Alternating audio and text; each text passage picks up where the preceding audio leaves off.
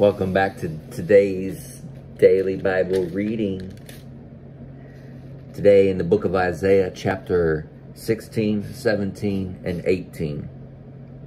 Send lambs from Selah as tribute to the ruler of the land. Send them through the desert, to the mountain of beautiful Zion. The women of Moab are left like homeless birds at the shallow crossings of the Arnon River. Help us, they cry.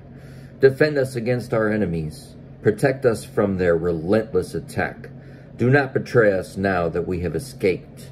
Let our refugees stay among you. Hide them from our enemies until the terror is past. When oppression and destruction have ended and enemy raiders have disappeared, then God will establish one of David's descendants as king. He will rule with mercy and truth. He will always do what is just and be eager to do what is right. We have heard about proud Moab, about its pride and arrogance and rage. But all that boasting has disappeared. The entire land of Moab weeps. Yes, everyone in Moab mourns for the cakes of raisins from Kir Hareseth. They are all gone now. The farms of Heshbon are abandoned. The vineyards of Sibmah are deserted. The rulers of the nations have broken down Moab, that beautiful grapevine. Its tendrils spread north as far as the town of Jazer and trailed eastward into the wilderness. Its shoots reached so far west that they crossed over the Dead Sea. So now I weep for Jazer and the vineyards of Sibmah. My tears will flow for Heshbon and Elileh. There are no more shouts of joy over your summer fruits and harvest. Gone now is the gladness, gone the joy of harvest. There will be no singing in the vineyards, no more happy shouts, no treading of grapes in the winepress. I have ended all their harvest joys. My heart's cry for Moab is like a lament on a harp. I am filled with anguish for Kir Hareseth. The people of Moab will worship at their pagan shrines, but it will do them no good. They will cry to the gods in their temples, but no one will be able to save them. The Lord has already said these things about Moab in the past. But now the Lord says, within 3 years, counting each day, the glory of Moab will be ended.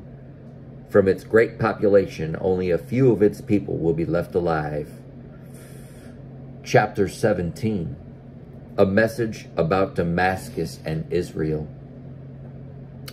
This message came to me concerning Damascus. Look, the city of Damascus will disappear. It will become a heap of ruins. The towns of Arar will be deserted. Flocks will graze in the streets and lie down undisturbed, with no one to chase them away. The fortified towns of Israel will also be destroyed, and the royal power of Damascus will end. All that remains of Syria will share the fate of Israel's departed glory, declares the Lord of heaven's armies. In that day, Israel's glory will grow dim. Its robust body will waste away. The whole land will look like a grain field after the harvesters have gathered the grain. It will be desolate, like the fields in the valley of Rephaim after the harvest. Only a few of its people will be left, like stray olives left on a tree after the harvest. Only 2 or 3 remain in the highest branches, 4 or 5 scattered here and there on the limbs, declares the Lord, the God of Israel. Then at last the people will look to their Creator and turn their eyes to the Holy One of Israel. They will no longer look to their idols for help or worship what their own hands have made.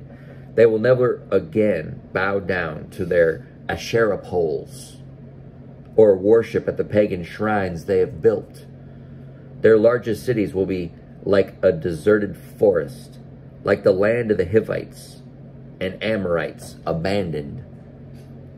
When the Israelites came here so long ago, it will be utterly desolate. Why? Because you have turned from the God who can save you.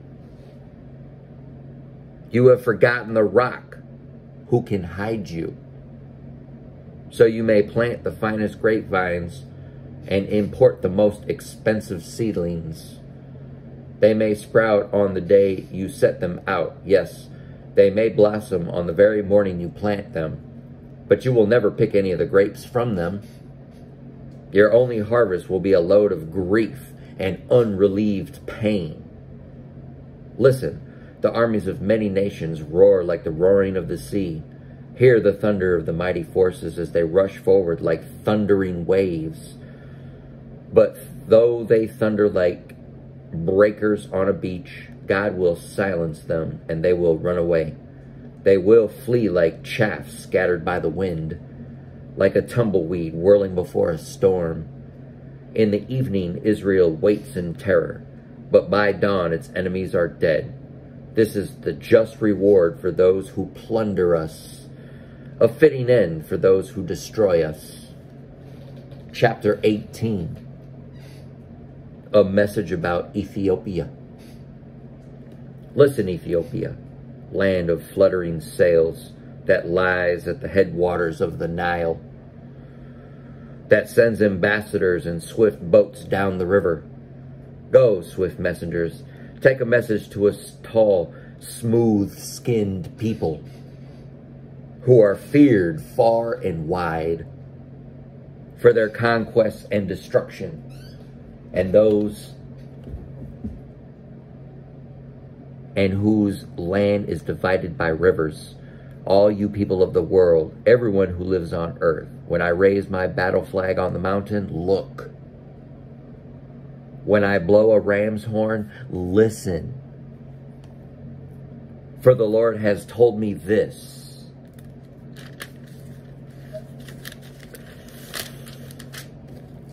I will watch quietly from my dwelling place, as quietly as the heat rises on a summer day, or as the morning dew forms during the harvest. Even before you begin your attack, while your plans are ripening like grapes, the Lord will cut off your new growth with pruning shears. He will snip off and discard your spreading branches. Your mighty army will be left dead in the fields, for the mountain vultures and wild animals. The vultures will tear at the corpses all summer. The wild animals will gnaw at the bones all winter. At that time, the Lord of Heaven's armies will receive gifts from this land divided by rivers, from this tall, smooth-skinned people who are feared far and wide for their conquests and destruction. They will bring the gifts to Jerusalem, where the Lord of Heaven's armies dwells. Isaiah, all day long, and really for the rest of the month too, but we'll get through it. So we'll see you tomorrow in the next daily Bible reading.